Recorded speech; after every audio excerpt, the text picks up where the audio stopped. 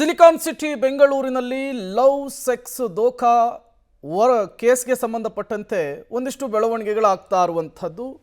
ಈ love sex ದೋಖಾ ಪ್ರಕರಣಕ್ಕೆ ಸಂಬಂಧಪಟ್ಟಂತೆ ಒಂದು ಕಂಪ್ಲೇಂಟ್ ಕೂಡ ರಿಜಿಸ್ಟರ್ ಆಗಿದೆ. ಡೇಟಿಂಗ್ ಆ್ಯಪ್ನಲ್ಲಿ ಪರಿಚಯ ಆಗುವ ಮುನ್ನ ಹುಷಾರ್.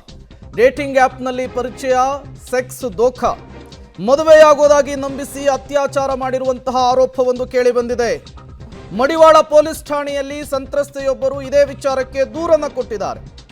ಮಾರ್ಚ್ನಲ್ಲಿ ಡೇಟಿಂಗ್ ಆ್ಯಪ್ನಲ್ಲಿ ಯುವತಿಗೆ ನಿಹಾಲ್ ಎಂಬ ಯುವಕನ ಪರಿಚಯವಾಗುತ್ತೆ.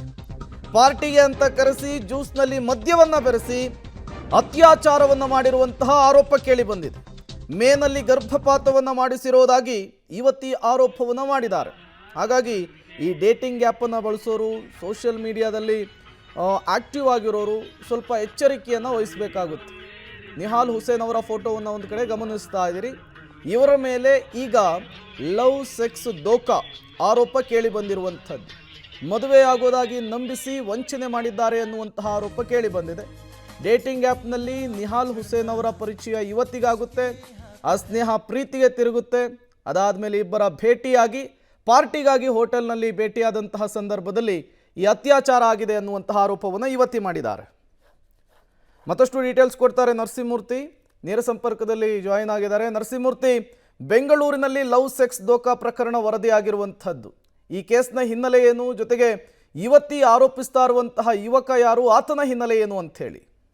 ಪ್ರೇಮ, ಈತ ನಿಹಾಲ್ ಹುಸೇನ್ ಅಂತೇಳಿ ಕಳೆದ ಮಾರ್ಚ್ನಲ್ಲಿ ಡೇಟಿಂಗ್ ಆ್ಯಪ್ನಲ್ಲಿ ಯುವತಿಯೊಬ್ಬಳ ಪರಿಚಯವನ್ನು ಮಾಡ್ಕೊಳ್ತಾನೆ. ಅದಾದ ಬಳಿಕ ಆಕೆಯ ಜೊತೆ ಸಲುಗೆಯಿಂದ ಇದ್ದು ಮದುವೆಯಾಗೋದಾಗಿ ನಂಬಿಸಿ ಆಕೆಯ ಮೇಲೆ ದೈಹಿಕವಾಗಿ ಅತ್ಯಾಚಾರವನ್ನು ನಡೆಸಿದ್ದಾನೆ ಅನ್ನೋ ನಿಟ್ಟಿನಲ್ಲಿ ಇದೀಗ ಆ ಯುವತಿ ಮಡಿವಾಳ ಪೊಲೀಸ್ ಠಾಣೆಯ ಮೆಟ್ಟಿಲನ್ನು ಹತ್ತಿದ್ದಾಳೆ.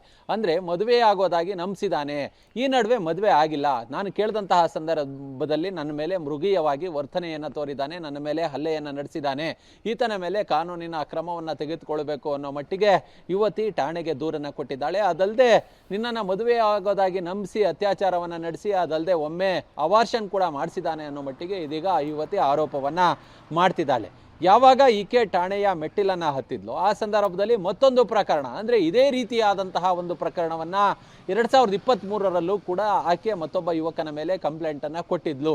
ಆ ಸಂದರ್ಭದಲ್ಲೂ ಕೂಡ ಪೊಲೀಸರು ವಿಚಾರಣೆಯನ್ನು ನಡೆಸಿದ್ರು. ಸದ್ಯ ಯುವತಿ ಕೊಟ್ಟಂತಹ ದೂರಿನ ಆಧಾರದ ಮೇಲೆ ಪೊಲೀಸರು ಪ್ರಕರಣವನ್ನು ದಾಖಲು ಮಾಡಿಕೊಂಡು ತನಿಖೆಯನ್ನು ನಡೆಸ್ತಿದ್ದಾರೆ. ಇದೀಗ ನಿಹಾಲ್ ಹುಸೇನ್ಗಾಗಿ ಹುಡುಕಾಟವನ್ನು ನಡೆಸುವ ಕೆಲಸವನ್ನು ಮಾಡಲಾಗ್ತಿದೆ. ಒಂದಷ್ಟು ಫೋಟೋಗಳು ಸಿಕ್ಕಿದಾವೆ ಆ ಯುವತಿಯ ಮೇಲೆ ಹಲ್ಲೆಯನ್ನು ನಡೆಸಿರುವಂತಹ ಆ ಒಂದು ದೃಶ್ಯಗಳು, ಅಂದರೆ ಆ ಹಲ್ಲೆಯಾದಂತಹ ಗಾಯದ ಗುರುತುಗಳಿರ್ತಕ್ಕಂತಹ ಫೋಟೋಗಳನ್ನು ಕೂಡ ಆಕೆ ಪೊಲೀಸರಿಗೆ ಕೊಡುವ ಕೆಲಸವನ್ನ ಮಾಡಿದ್ದಾಳೆ. ಅಲ್ಲಿಗೆ ಎಲ್ಲೋ ಒಂದು ಕಡೆ ಈ ರೀತಿಯಾಗಿ ಆ ಡೇಟಿಂಗ್ ಆ್ಯಪ್ನಲ್ಲಿ ಪರಿಚಯವಾಗಿ ಅವ್ರನ್ನ ಬಳಸ್ಕೊಂಡು ಇದೀಗ ಮದುವೆ ಆಗದೆ ವಂಚನೆ ಮಾಡ್ತಿರೋದು ಕಂಡು ಬರ್ತಿದೆ ಪ್ರೇಮ್.